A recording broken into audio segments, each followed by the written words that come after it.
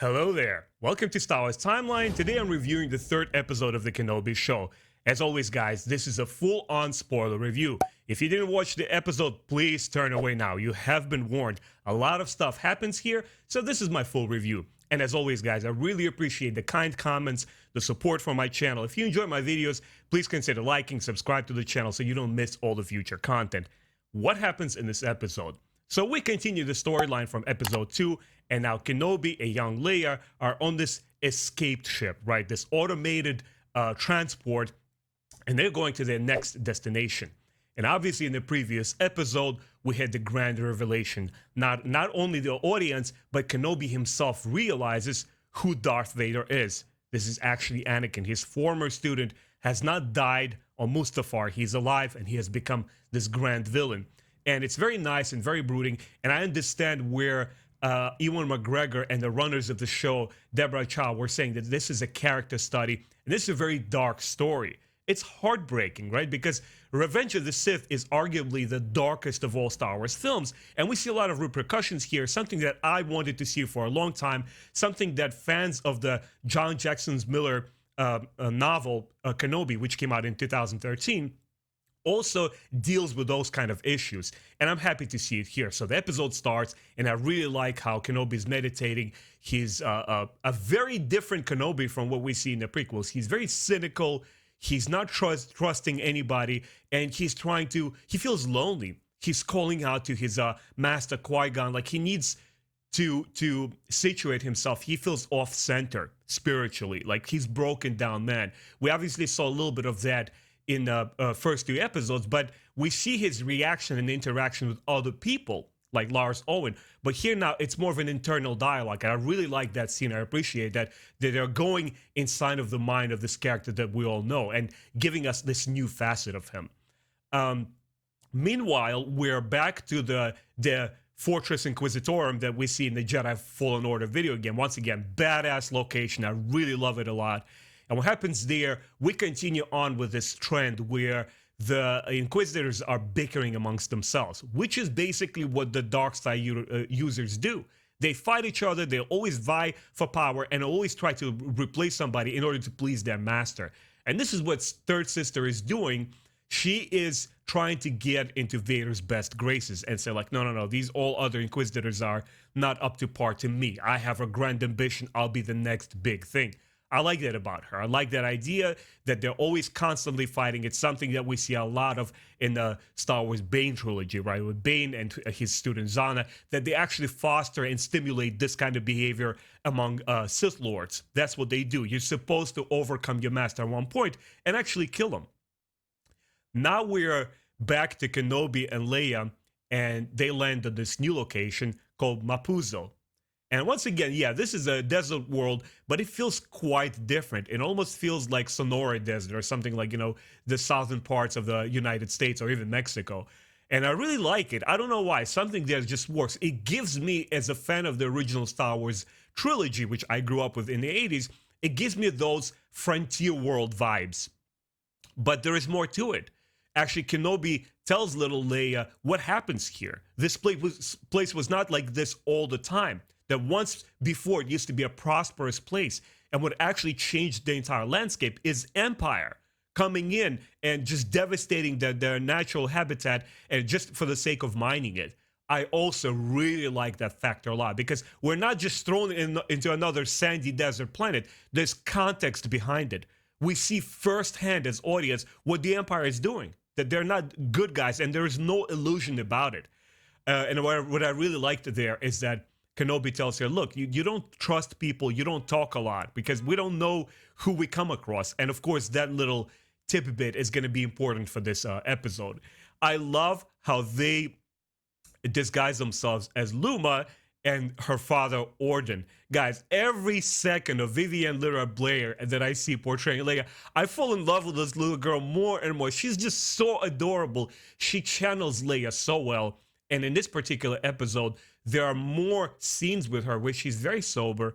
She misses home. She's very down and droopy. That's what a child is like. She's moody, but she's responding to something that is very harsh for her. Like she's been kidnapped in the previous episode. This strange man who she's supposed to believe is the friend of her father, Bail Organa, is helping her. It's such a great job that she's doing. Guys, I love everything with her. Anyway, and Kenobi tells her, he warns her, please don't talk. I'm going to do all the talking, and you're supposed to stay silent. And as soon as they see that truck coming along, the roles are automatically flipped. And I love that stuff. It is Leia 100%. She's a diplomat. She's the one who does all the talking. And Kenobi's like, hello there. I love that part because we're showing that early character traits of Leia, who she will become later on. Right, later in the episode, Kenobi even says so.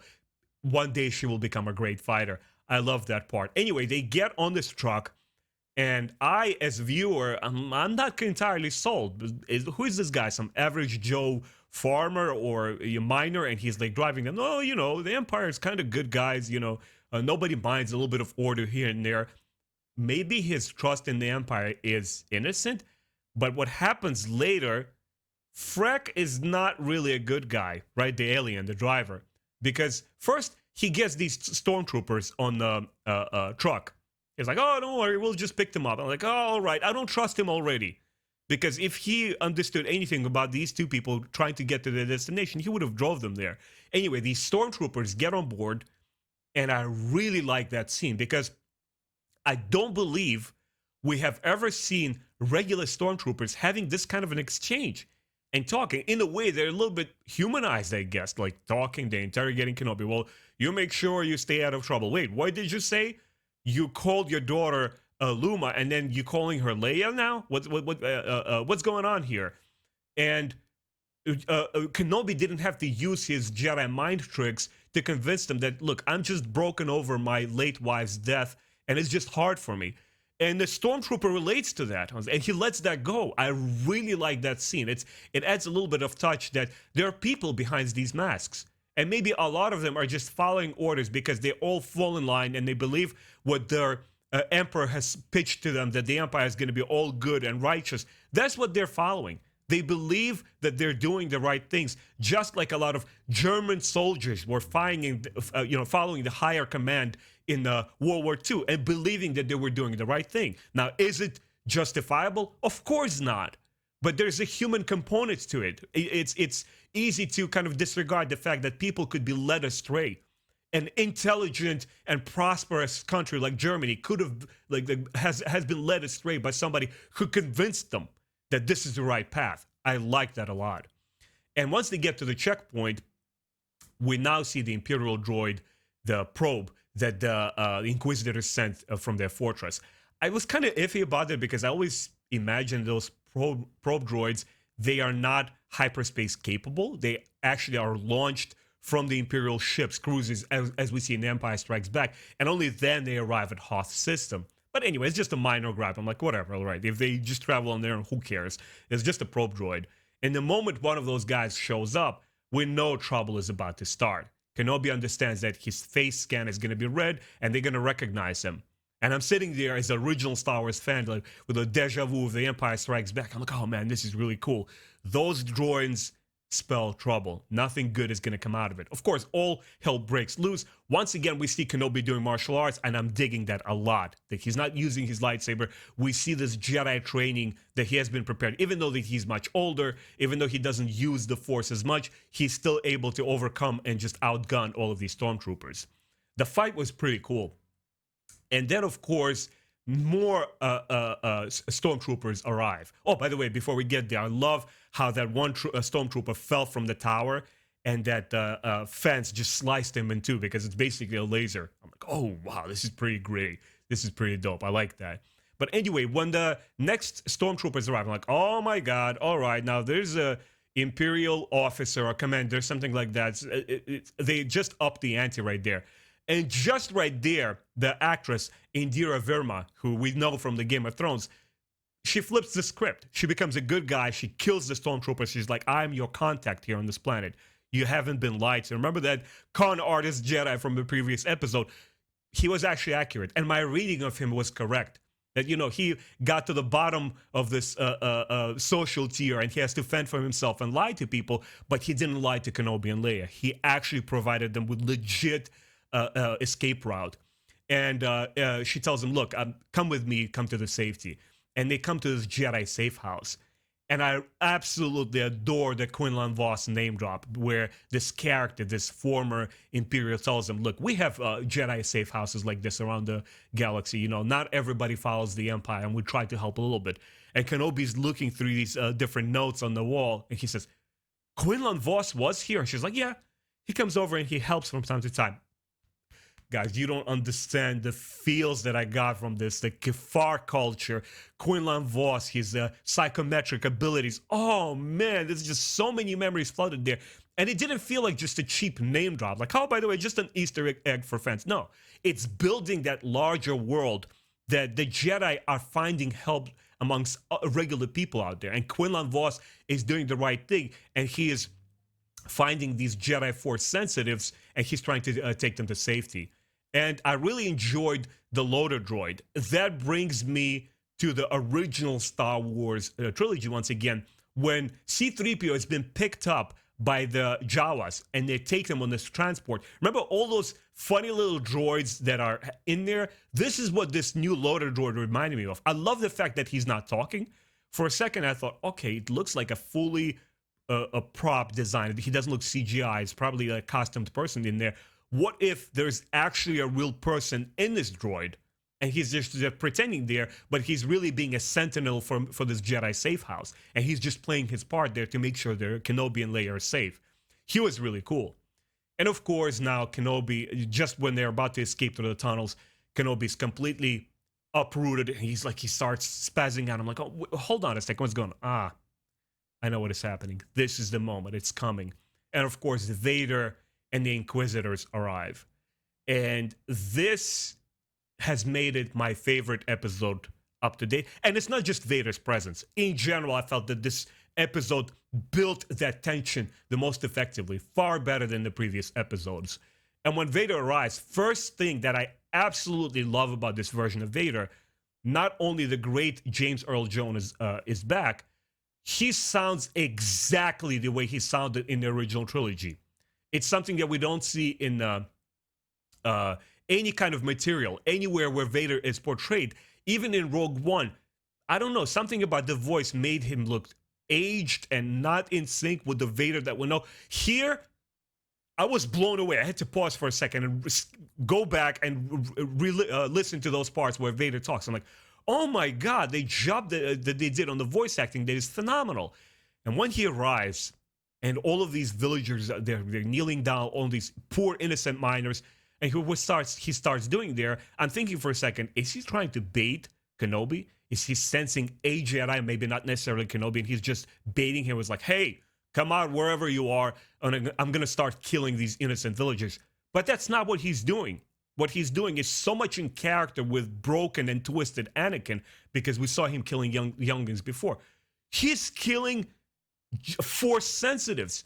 And the scene is there. It lets you digest that for a moment before you actually realize what is happening. It doesn't spoon feed you immediately and tells you, oh, this is what he's doing. No. You have to figure it out. And as I'm watching this, oh man, this is very in character for Vader. This is very dark and twisted. And if part of fandom wanted to see Vader just swinging it in the battlefront lines and just, killing all the rebels, this is the part of Vader that I wanted to see. The absolute monster that he has become. And as he twisted that boy's neck, I'm like, oh man, this is dark. All right, so I'm assuming the duel is coming, right? It's going to be in this episode. Let's see how this rolls out, because this was my biggest point of contention. I don't know how they're going to execute it in this particular show. So he's killing off younglings, and Kenobi starts escaping. He tells Leia and that former Imperial lady, look, take Leia away, take her to the transport. I have to do something. And I understand immediately what he's doing. He's baiting Vader now. He's like, I understand he's sensing me. I got to take him away from the town because we got to stop this killing. And the confrontation finally begins. Once again, we see Obi-Wan Kenobi, who is lost. He's literally traversing this dark area there, and he's still unwilling to take out his lightsaber until the last moment. And you really sympathize with him. You understand what kind of emotional space he is in. He's completely lost. He's severed from his order. He's severed from his friends. no hope for him. And I really like that, because this is what we wanted to see, a more mature kind of Star Wars. And when Vader is there, he ignites his lightsaber. He's like, there is no escape for you. I felt Terminator vibes. I'm like, oh my God, here's this killing machine, and he will stop.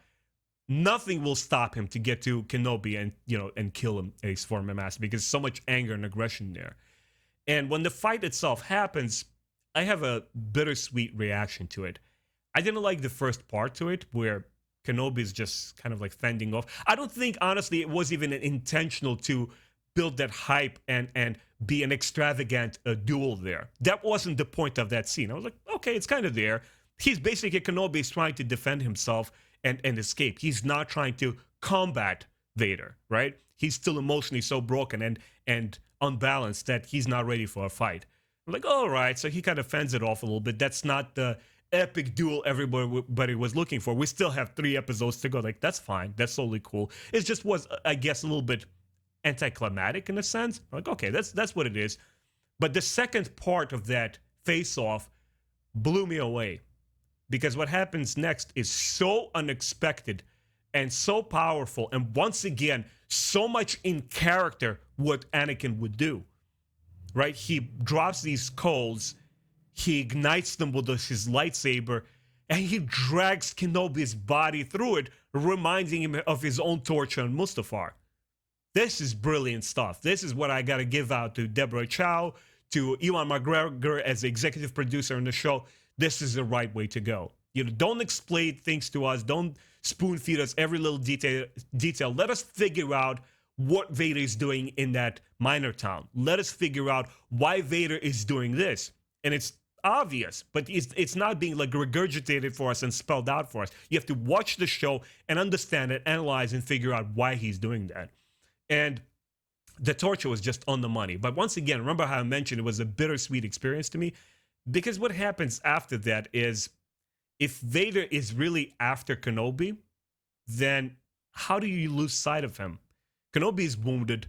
This one lady, she can't drag his body. They do have that loader droid who picks up Kenobi, but they're definitely outnumbered. There are a bunch of stormtroopers there.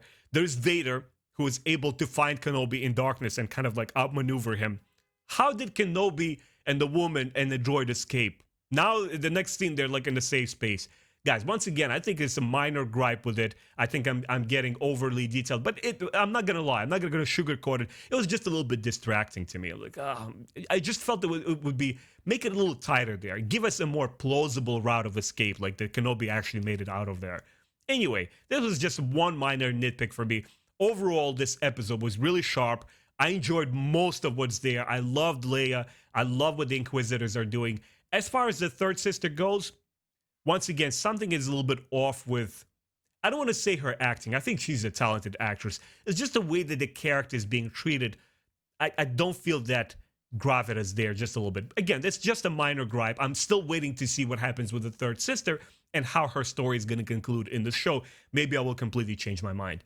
Anyway, guys, thank you so much for watching. Please let me know what you thought specifically of that Vader encounter. I want to see what you guys think of that duel, if you found it as anticlimactic as I did, and was that purposeful? Because the focus was not on action, the focus was on emotion. What did you think about that torture scene? Was it in tune with the Vader that we know? And at the end, did you feel that that escape was plausible or not? Anyway, guys, thank you so much.